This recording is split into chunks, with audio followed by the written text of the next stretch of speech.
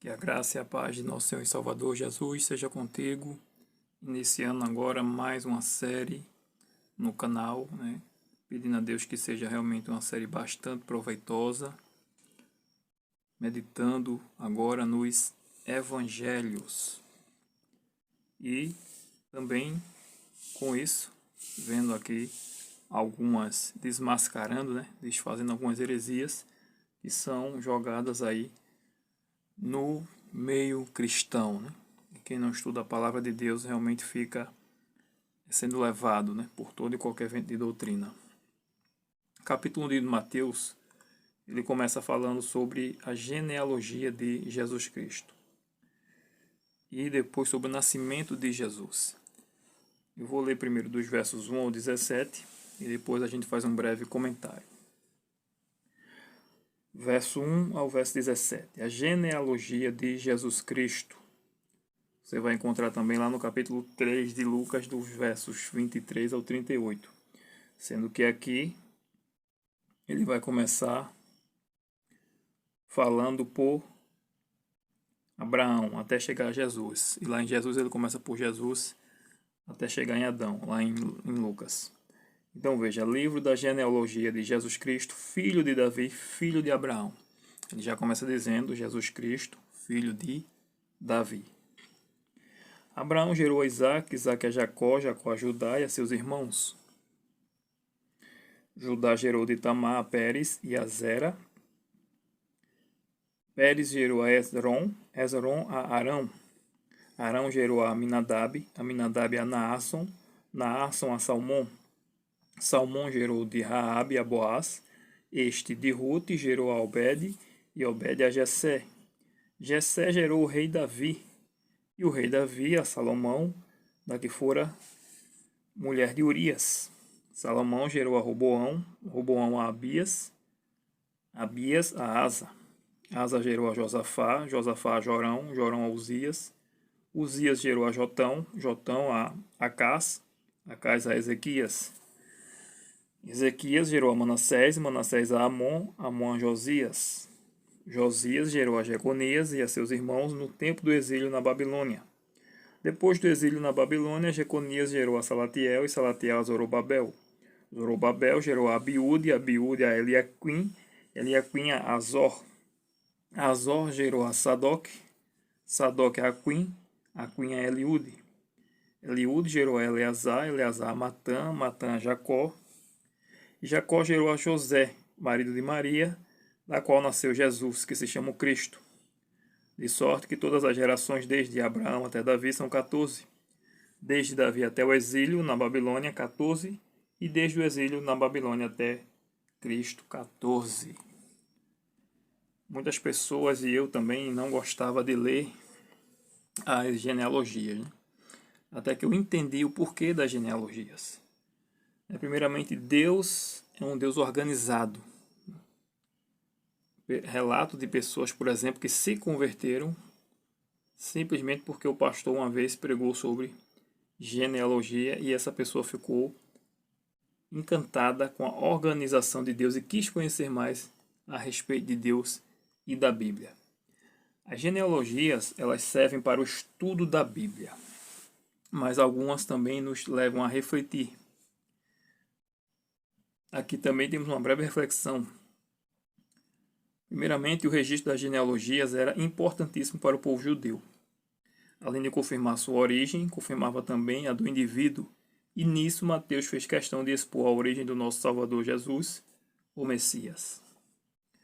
Ao nos depararmos também com pessoas como Tamar, Raabe e o rei Manassés, entre outras, pessoas que eram ou foram grandes pecadoras diante de Deus, ou não faziam parte originalmente do povo de Deus, do povo de Israel, refletimos na misericórdia, no perdão, no amor de Deus pela raça caída. Dos versos 18 ao 25 é dito o seguinte, já falando sobre o nascimento de Jesus. Ora, o nascimento de Jesus Cristo foi assim. Estando Maria, sua mãe, desposada com José, sem que tivessem antes coabitado, achou-se grávida pelo Espírito Santo. Ali eles já estavam comprometidos um com o outro. já se era considerado ali pela lei, chamada Lei de Moisés, já eram considerados esposo, né? E esposa, embora ainda não morassem juntos, né? Ou não tivessem morado juntos, né? Não tivesse o casamento de fato. Que a Bíblia também, ela não relata, né? Como foi o casamento dos dois. Mas enfim, verso 19. Mas José, seu esposo, sendo justo e não a querendo infamar ou difamar, resolveu deixá-la secretamente. Enquanto ponderava nestas coisas, eis que apareceu em sonho um anjo do Senhor, dizendo: José, filho de Davi, não temas receber Maria, tua mulher, porque o que nela foi gerado é do Espírito Santo. Ela dará à luz um filho e lhe porás o nome de Jesus, porque ele salvará o seu povo dos pecados deles.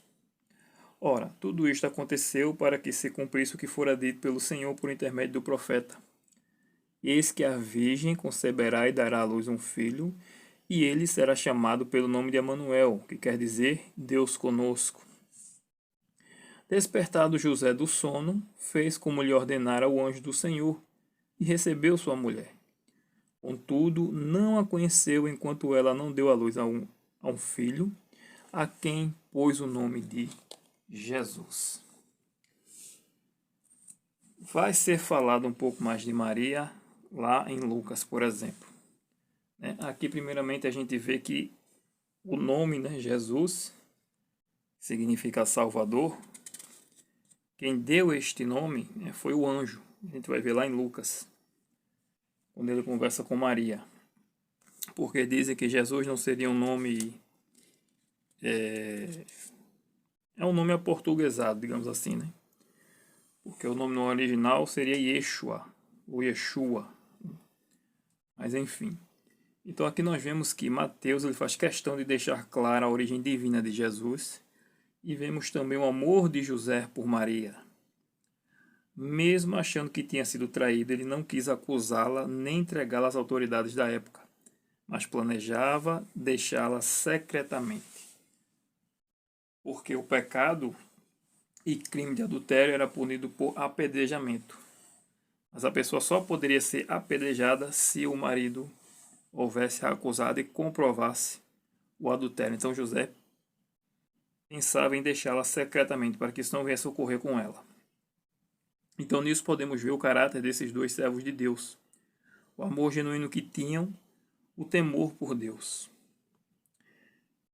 Então em sonho, inclusive a própria Bíblia diz, né, que José era justo. Então em sonho José teve a confirmação de que o ente santo que nasceria de sua esposa era obra do Espírito Santo. Não de uma traição, muito pelo contrário, mas da lealdade de uma serva virtuosa como foi Maria, que mesmo diante de uma posição, de uma possível acusação que poderia custar a sua vida, ela se dispôs ao Espírito Santo. Ela aceitou a missão que Deus deu a ela.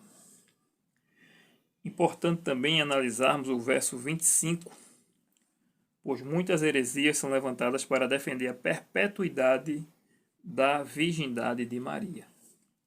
O verso 25 está escrito: Contudo, não a conheceu enquanto ela não deu à luz a um filho, a quem pôs o nome de Jesus.